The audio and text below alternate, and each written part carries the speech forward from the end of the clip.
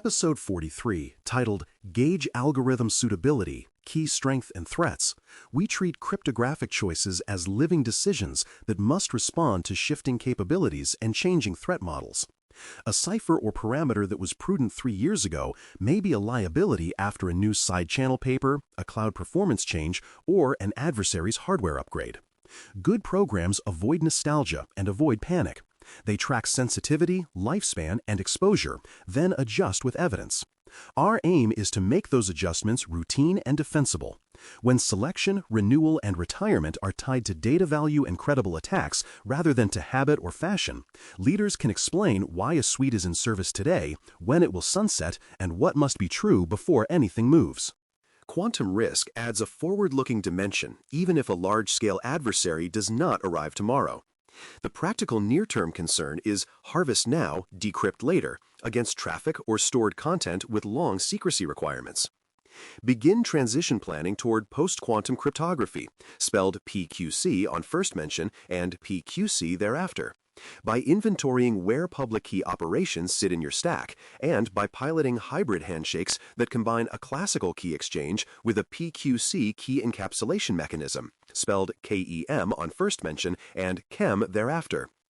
Transport layer security, spelled TLS on first mention and TLS thereafter, can carry such hybrids so session keys remain safe even if classical hardness assumptions falter. Adopt a staged approach. Test interoperability, measure latency, confirm library maturity, and set triggers for cutover tied to regulator guidance and vendor readiness. Quantum is not an on-off switch. It is a roadmap you can prove. Modes of operation deserve deliberate choice because they set your margin for human error. Gala/counter mode, spelled GCM on first mention and GCM thereafter, provides authenticated encryption with nonces and is the simplest safe default for most data in motion and data at rest use when libraries are mature. Cipher block chaining, spelled CBC on first mention and CBC thereafter, demands careful padding, separate integrity protection, and strict IV handling. In new designs, it is rarely worth the footguns. Counter mode, spelled CTR on first mention and CTR thereafter, is fast and parallelizable, but absolutely unforgiving of nonce reuse, which collapses confidentiality. When a single mode gives you encryption and integrity, you remove entire classes of misuse. The fewer rules an operator must remember, the safer you are at 2 a.m. Rotation, expiration, and revocation rules turn crypto from a set-and-forget asset into a managed service. Tie lifetimes to exposure. High-traffic service certificates merit short validity with automated renewal, while offline code signing routes get long validity with strict ceremony and dual control. Rotate on schedule to bound blast radius and rotate on events, suspected compromise, privileged staff changes, vendor transitions to remove doubt. Treat revocation as an operational pathway, not a theory. Online Certificate Status Protocol, spelled OCSP on first mention and OCSP thereafter, or short-lived certificates can give relying parties timely truth. Document how a rotation is proven, not just done, with evidence that new keys are live, old keys are retired, and dependent services remained healthy during the change. Randomness and nonce hygiene are the difference between textbook strength and catastrophic failure. Validate that your platforms draw from approved entropy sources and that your libraries mix system randomness correctly. Enforce unique nonces for GCM and CTR. A repeated nonce under the same key is not a warning, it is a break. For distributed systems, derive nonces from a counter with device-unique prefixes or from a carefully designed construction that prevents accidental reuse across processes and restarts. Verify that initialization vectors are never static, never predictable where predictability breaks assumptions, and always logged where post-mortem analysis must demonstrate uniqueness. A small amount of engineering here prevents post-incident reports from explaining the same avoidable error. Choices must evolve with the field, so build a watchtower for deprecations, common vulnerabilities and expos, spelled CVEs on first mention and CVEs thereafter, and academic results that shift what is acceptable. Subscribe to vendor advisories and standards bodies, and mirror their guidance into your own allow/deny lists with dates and owners. When a curve, parameter, or padding scheme is downgraded, your backlog should auto-populate with inventory hits, migration steps, and verification plans. Maintain telemetry that shows which ciphers and protocol versions are actually negotiated at your edges so you do not argue from guesses. This flow turns "we should probably" into "we are" with artifacts to prove it. Implementations must be tested to fail safely, not only to succeed under perfect inputs. Negative tests feed malformed messages, expired certificates, downgraded handshakes, and altered tags to ensure rejection paths are constant time and side-channel aware. Measure for timing variance around comparisons of secrets. Insist on constant time primitives from reputable libraries rather than homegrown constructions. Prefer misuse-resistant APIs that make the safe path the easy path.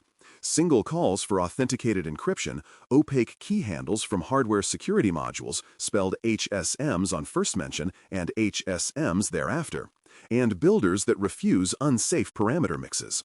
The goal is not to prove cleverness, it is to reduce the number of ways a rushed engineer can cut their foot. Documentation is part of the control, not an afterthought. Record algorithm choices, expected longevity, and migration triggers in a crypto appendix to your policy. What protects which data class, why it was chosen, what guidance it maps to, and when the next review occurs. Note the hash families, signature schemes, key sizes, modes, and the libraries that implement them with pinned versions.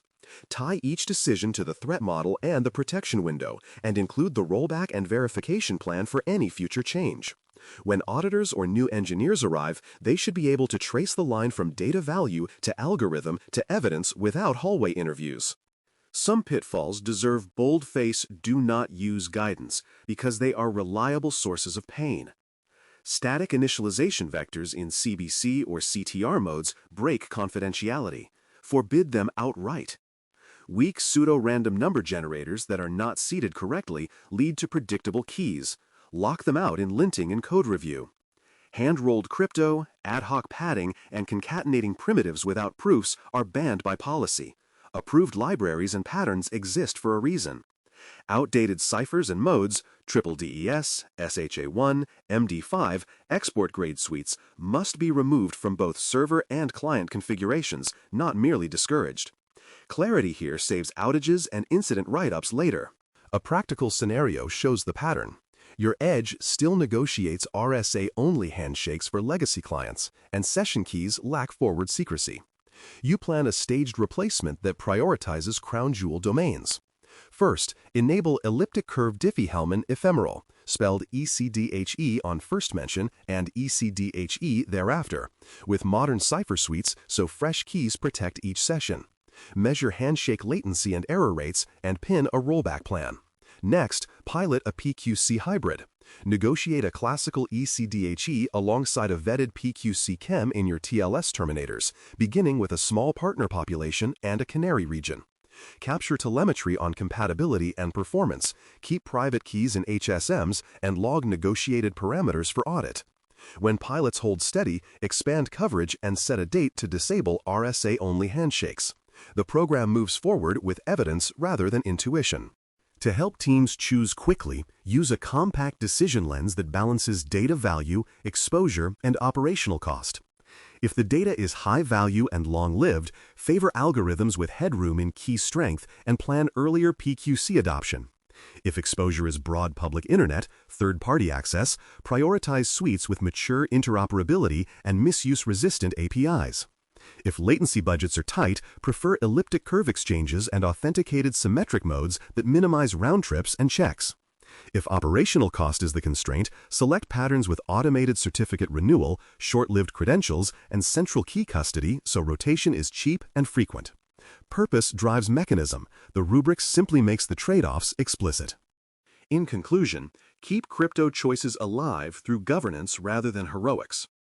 Direct a quarterly crypto council review that examines guidance updates, deprecations, telemetry from your edges, and test results from pilots. Then records any parameter or suite changes with owners and dates.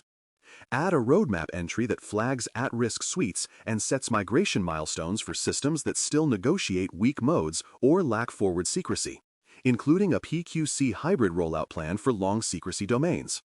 When algorithms, key strengths, and threats are reviewed with cadence and evidence, cryptography remains a reliable servant of your mission instead of a brittle relic waiting to fail at the worst time. Thanks for listening. For more audio courses, daily newsletters, and more, please visit baremetalcyber.com.